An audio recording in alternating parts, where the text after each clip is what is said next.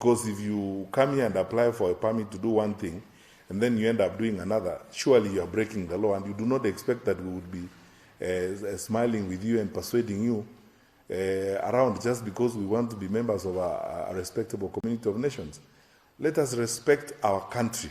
That is the message I'm passing to all of us. We must respect our country and manage ourselves in a responsible manner. So from this day forward, we now must walk the path of order and the path of organization. Lastly, I promise that we also have to listen to each other, because the era of thinking that government knows everything is gone. We have to be humble enough to say that we actually don't know everything. And even if we want to grow the sector, we have to listen to others and listen to those of you, our colleagues, who have invested in the sector, who are in the sector. It's not as if you are here illegally. You are here legitimately. You pay taxes. You have gotten, licenses. This sector employs about 5,000 Kenyans. We appreciate that. And many of those Kenyans pay taxes. That is true. And so you are corporate citizens of our country. So much as we have challenges, we can also not turn around and behave in a rogue manner as a government. We have to listen to each other and talk to one another. And that is why I would like to urge that today we have a very deep and candid discussion one with another. We have proposed amendments, regulations, and so on. We would like to hear what you think. Where proposals are brought to us that are reasonable, we will not only listen to them, but we will accommodate them in the way in which we move forward. Where proposals we feel are not in the best interest of our country, then we will honestly tell you that we will not go by them, as it were. So let's listen to one another today.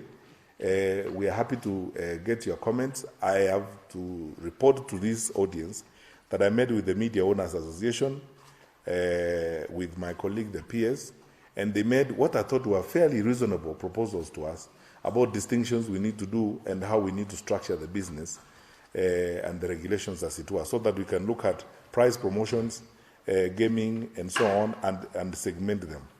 They asked issues related to watershed hours and so on. I would like us to debate them, but we too will consult within government. So we come here also with the attitude of listening to one another, not entirely condemning the sector, as it were. We would like to listen to you, and let's candidly talk to each other respectively, because we respect you as investors in our country. And even if there are one or two of you who break the law, it's not all of you. Those who genuinely are interested in investment and those who are genuinely making a contribution to our economy and to our country, you deserve and should get our commitment, our support, and we should work with you. And we are going to do that. But you also need to understand, even as we do that, that we have a country to protect and we have a country to develop.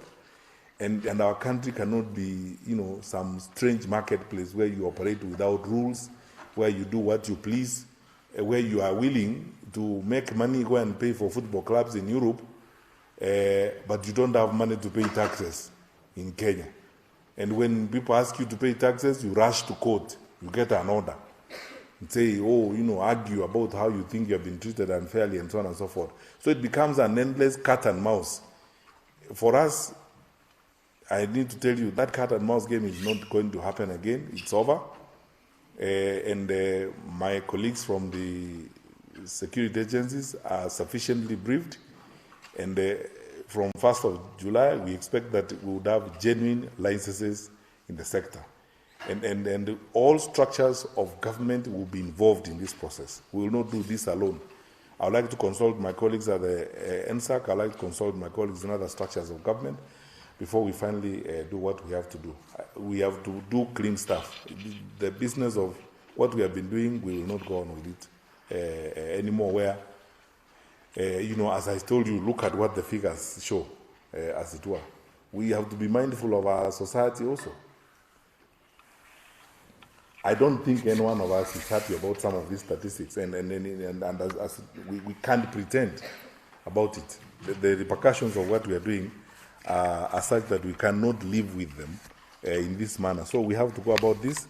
And for those of you, and you don't have to wait. You see, if you are here, you applied for a a work permit to do something else, and you are now in this list, you don't have to wait for the deportation order. You can actually talk to General Kialanga here.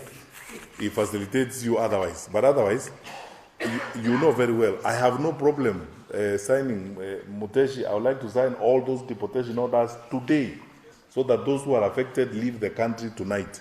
Thank you.